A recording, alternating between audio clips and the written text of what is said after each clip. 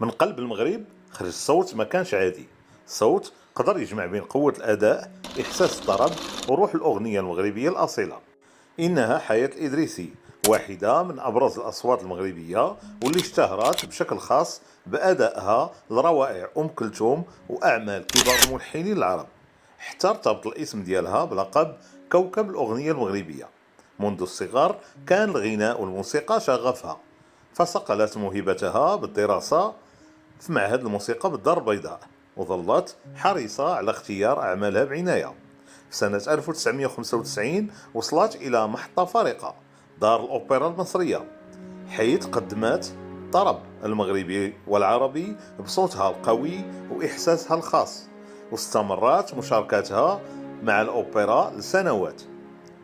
ومن اختصار إلى كازابلانكا وخربوشة والخوف وشارع قديم، وصلت حياة إدريسي كتابة اسمها في تاريخ الأغنية المغربية.